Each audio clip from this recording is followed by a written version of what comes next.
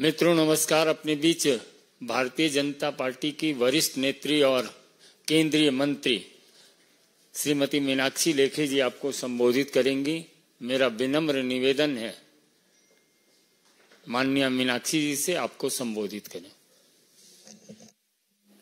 बहुत बहुत धन्यवाद संजय भाई। मित्रों, जैसा कि आप जानते हैं कि कुछ लोगों ने दिल्ली को वेंटिलेटर पर डाल दिया है और लगातार दिल्ली को अव्यवस्थित करने के लिए जो लोग जिम्मेवार हैं, भ्रष्टाचार और ड्रामा जो है वो घंघोर है और इनकी जो मैनेजमेंट की व्यवस्थाएं हैं वो कमजोर हैं, जिसका एक दृश्य कल भी देखने को मिला कोर्ट कचहरी के अंदर कि कोर्ट ने कहा कि 6 सीटी स्कैन की मशीन्स हैं दिल्ली में 3 करोड़ की आबादी पर, और जब एफिडेविट को चेक किया गया तो वो एफिडेविट भी झूठा पाया गया।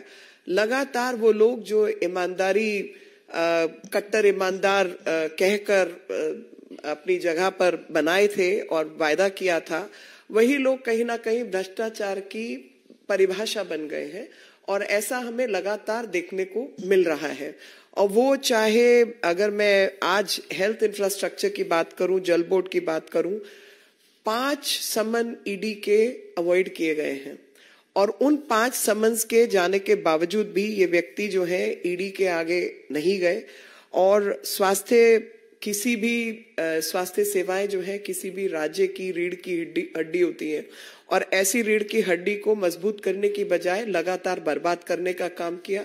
अभी तक शराब घोटाले में जहां पर 2000 करोड़ 2500 करोड़ से ज्यादा जो है वो ईडी ने आकलन किया है कि पैसा जो है वो चुराया गया है देश का, अभी उस पर जिक्र ही चल रहा था और ईडी के समन्स का जवाब नहीं दिया जा रहा था, तो जल बोर्ड के अंदर घोटाला सामने आया, हेल्थ इंफ्रास्ट्रक्चर के अंदर घोटाला सामने आया। और अगर मैं हेल्थ की बात करूं तो नंबर ऑफ बेड्स इन्होंने वायदा किया था 30,000 बेड्स बनाने का, वो कोई बेड सामने नहीं है। इन्होंने वायदा किया था कि इंश्योर करेंगे कि जो इंटरनेशनल स्टैंडर्ड्स हैं 5 बेड प्रति 1000 लोगों के ऊपर, वो 2.5 बेड भी प्रति 1000 लोगों के ऊपर नहीं है। जो वायदा किया था कि 900 प्राइमरी हेल्थ सेंटर्स बनाए जाएंगे, वो प्राइमरी हेल्थ सेंटर तो बंद हो गए हैं और काफी सारे प्राइमरी हेल्थ सेंटर्स बंद हो गए हैं और जो संख्या है वो कहीं 200-300 के आसपास पहुंची हुई है। और जो प्राइमरी हेल्थ सेंटर की जगह पर सब हेल्थ सेंटर्स के नाम पे वो मोहल्ला क्लिनिक जो है वो बनाए गए और एक एक जो टिन शेड कहूंगी मैं, जो माचिस की डिब्बियों के बराबर जो इन्होंने पोटा कैबिन बनाए हैं, वो भी 50-50 लाख 40-45 लाख का एक एक खर्चा इन्होंने बताया है। जो सेंट्रलाइज प्रोक्योरमेंट स्कीम थी ड्रग्स की, वो ड्रग के प्रोक्योरमेंट में बात हुई थी पारदर्शिता की, ट्रांसपेरेंसी की, वहां पर सबसे ज्यादा घोटाला जो है वो उसमें पाया गया सीपीए के अंदर। और कॉस्ट इफेक्टिव मैनर ऑडिट की रिपोर्ट है, वो भी काम इन्होंने ठीक से नहीं किया है। बजटरी एलोकेशन जो हेल्थ इंफ्रास्ट्रक्चर की है वो भी आप सब जानते हैं कि उसमें भी गड़बड़ है, पर क्योंकि ये मामले अभी कोर्ट कचहरी के आगे हैं, झूठा एफिडेविट इन्होंने फाइल किया है, तो एक नया घोटाला सामने आता है, जल बोर्ड का घोटाला, हेल्थ इंफ्रास्ट्रक्चर का घोटाला। और इनके जो आज ईडी ने काम किया है, जो आप ही लोगों के माध्यम से जो हमारे सामने कुछ डिटेल आई है, उस डिटेल में यही पता चला है कि इनके 2 लोग, जिसमें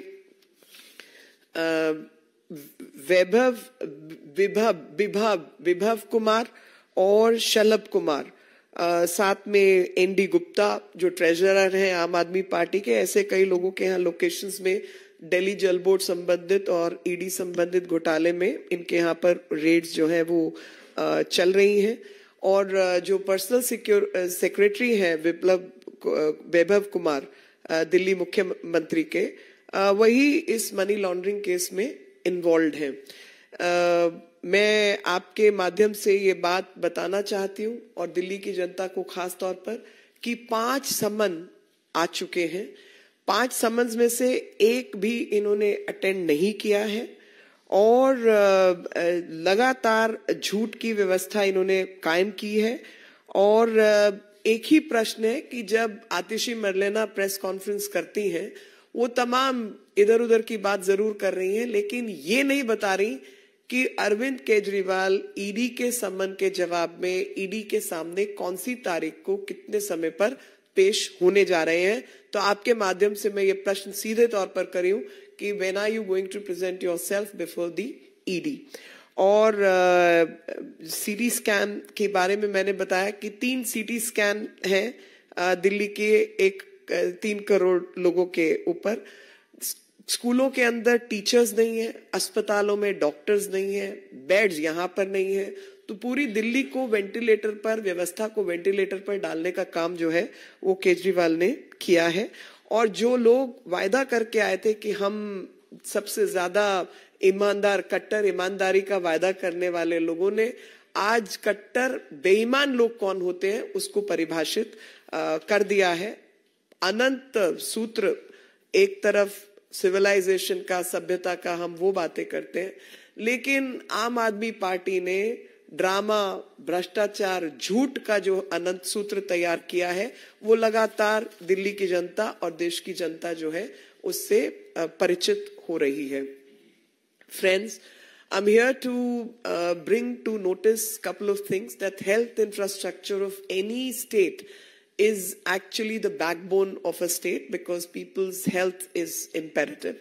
Considering all the efforts central government is making, Delhi government is falling short of its efforts, and they have put the entire governance model on the ventilator. Delhi's governance model is basically has been put on the ventilator.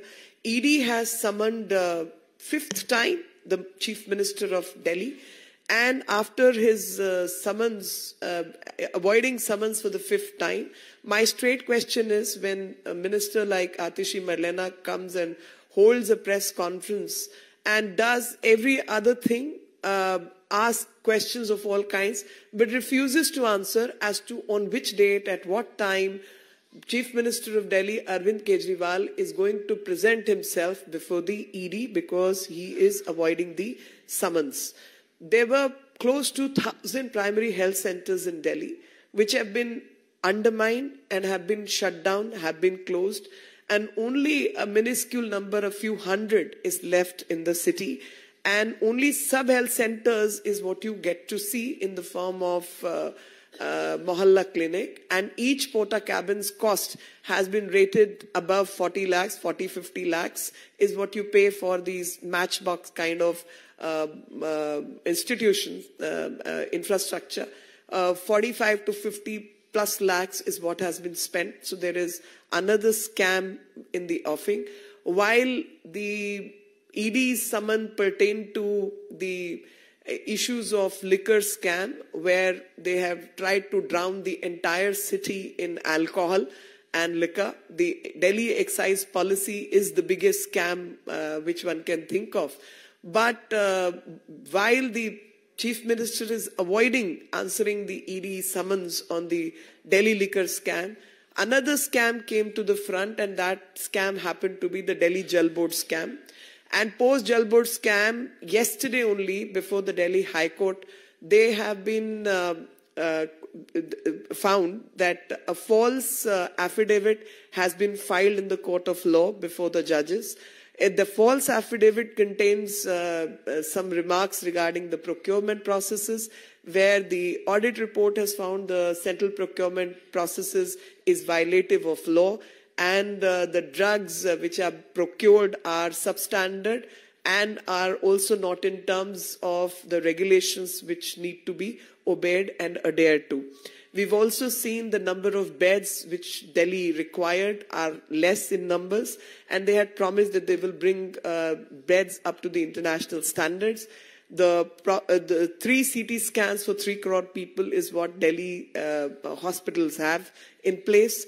We've also seen whether it's drugs, it's beds, it's ventilators, everything is not meeting the standards and is falling short on all these performances. The worst one can think of There can be no facility, and especially the medical facility, without the doctors. So there's shortage of doctors. There's shortage of teachers in schools. And there are quality professionals missing in the entire infrastructure. So in the name of health infrastructure, scam after scam is what one gets to see. So I can say that ये जो दिल्ली की सरकार है, is only bothered about publicity, is only the hunger to get publicity is so huge that they are hungry for publicity. They are hungry to stay in power at any cost. They are hungry and greedy for corruption. But when it comes to doing their job, they are missing in action. So, Vigyapan par zor or Vyavastha kamzor is what one can think of. One can also think that Bhrashtachar or drama jo hai, wo purzor or gangor. ये सब गंगोर और पुरजोर drama और भ्रष्टाचार जो है उसका सिलसिला चारों तरफ मिलता है. One can always see that every time you ask questions related to law, adherence to law and order, adherence to regulation, one finds that everywhere they're missing in action, and only emphasis has been on the drama, on publicity, on the wrongdoings, and creating so much of ruckus and racketing in the form of scams is what Delhi has witnessed. Any questions, I will welcome. And I must add another line that they are responsible for putting the governance model of Delhi on the ventilator. And that's what Delhi is faced with. Any question? Aishwarya Paliwal, India Today.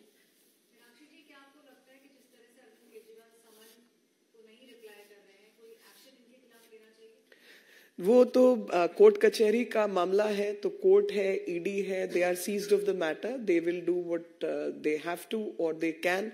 I am not a spokesperson for ED, so I cannot really answer on their behalf. Do you think what he's doing is wrong? Absolutely wrong. And I can quote ample number of examples. I'll quote the example of my Prime Minister. When he was the Chief Minister in Delhi, 7 hours he sat before SIT and answered each and every question. All the rubbish allegations which were brought against him, from trial court to the Supreme Court, he faced everything. That's the way you face up. You don't lie and you don't behave in this manner.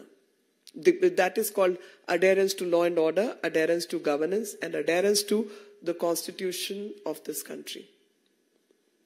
संविधान की सौगंध खाने वाले लोग हैं जी. संविधान और नियम और कानून का ही पालन नहीं करते.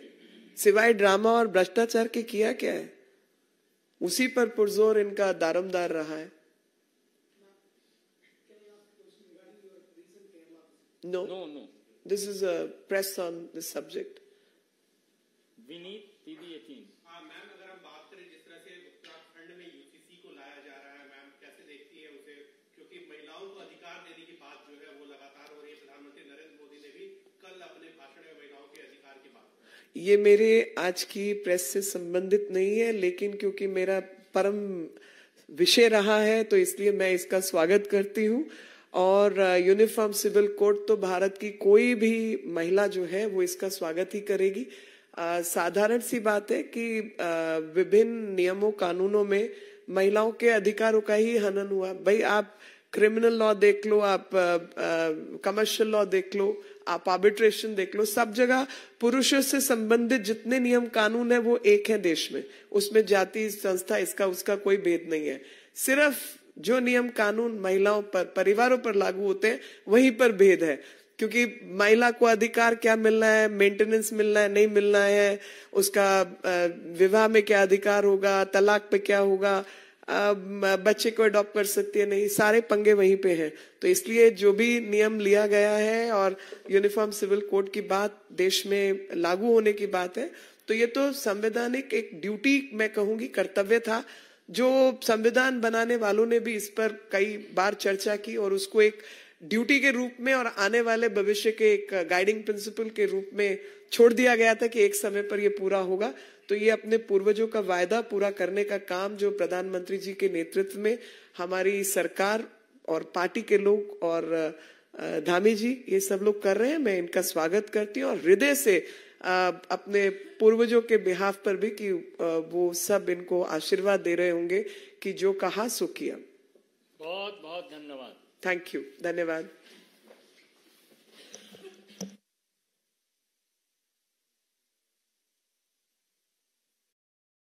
Like, share, subscribe.